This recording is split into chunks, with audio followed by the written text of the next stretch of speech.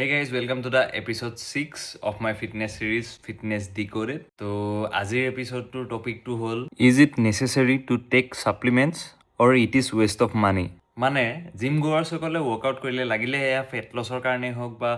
muscle গেইনৰ কাৰণেই হওক তেওঁলোকে সাপ্লিমেন্ট লোৱাটো বাধ্যতামূলক নি আৰু ইয়াৰ একমাত্ৰ এনসাৰটো হ'ল যে নহয় জিম গ'লে বুলিলে বা এক্সাৰসাইজ কৰিলে বুলিলে সাপ্লিমেন্ট ল'ব লাগিব বুলি তেনেকুৱা কোনো কথা নাই এটো কোনো বাধ্যতামূলক নহয় এখিনি বহুত কেইটা ফেক্টৰৰ ওপৰত ডিপেন্ড কৰে যে আপোনালোকে সাপ্লিমেন্ট ল'ব লাগিব নে নালাগে এতিয়া আমি সচৰাচৰ শুনি থকাৰ ভিতৰত সাপ্লিমেন্ট কিছুমান হ'ল whey protein creatine BCAA pre workout fat burner L carnitine glutamine বা তেনেকুৱা বিভিন্ন ধৰণৰ সাপ্লিমেন্টস আছে এতিয়া এইবোৰৰ ভিতৰত ম্যাক্সিমাম খিনি আপোনালোকে এজ এ বিগিনাৰ বা আপোনালোকে যদি এডভান্স লেভেলত কিছুমান ট্ৰেইনিং প্ৰগ্ৰাম ফলো কৰি থকা নাই তেতিয়াহলে আপোনালোকৰ হেখিনি লোৱাৰ কোনো প্ৰয়োজন নাথাকে তাৰ ভিতৰত এটা দুটা প্ৰয়োজনীয় সাপ্লিমেন্ট আছে যিখিনি হৈ গ'ল আপোনাৰ ৱে প্ৰটিন সেকেন্ডটো হৈ গ'ল ক্ৰিয়েটিন আৰু হৈ গ'ল আপোনাৰ মাল্টিভিটামিন আৰু ফিছ অইল এইগিটা বাকি গিটাৰ তুলনাত অলপ প্ৰয়োজনীয় কিয়নো যদি আপোনাৰ ডায়েটখনৰ লাগিলে হেখন ফেট লছৰ ডায়েটে হওক বা মাসল গেইনৰ ডায়েটে হওক আপোনাৰ ডায়েটখনৰ যদি প্ৰটিন ৰিকুৱাৰমেন্টস খিনি বা আপোনাৰ দিনটোৰ প্ৰটিন ৰিকুৱাৰমেন্টস খিনি যদি আপোনাৰ মাছ মাংস ডিম কণী পনীৰ এইবোৰৰ পৰা আপুনি ফুলফিল কৰিব পৰা নাই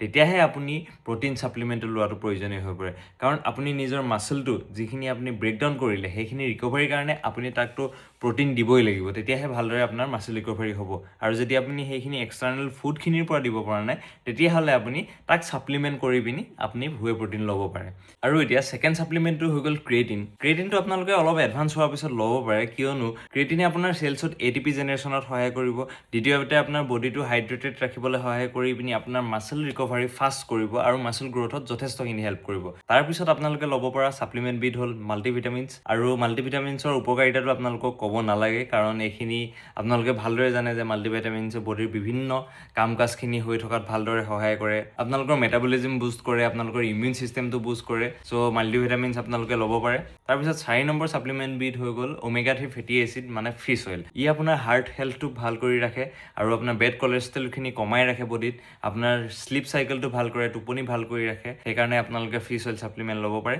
এই চাৰিটা বেসিক সাপ্লিমেন্টছৰ বাদে যদি প্ৰয়োজনীয় তেতিয়াহে আপোনালোকে এইখিনি ল'ব আৰু যদি প্ৰয়োজন হোৱা নাই তেতিয়াহলে আপোনালোকে এইগিটা লোৱাৰো কোনো প্ৰয়োজন নাই এই চাৰিটাৰ বাদে বাকি কেইটা সাপ্লিমেন্ট লোৱাৰ কোনো আপোনালোকৰ প্ৰয়োজন নাই তো আশা কৰো আপোনালোকে এই ভিডিওটোৰ থ্ৰুদি কি সাপ্লিমেন্ট লোৱাটো প্ৰয়োজনীয় হেতু গম পালে লগ পাম নেক্সট ভিডিওত আৰু আপোনালোকৰ যদি কিবা টপিকৰ ওপৰত জানিবলৈ মন আছে তেতিয়াহলে আপোনালোকে মোক মেছেজ কৰিব পাৰে নহলে কমেন্ট সেকশনত আপোনালোকে জনাব পাৰে যে আপোনালোকক নেক্সট টপিকটো কিহৰ ওপৰত বনাম থ্যাংক ইউ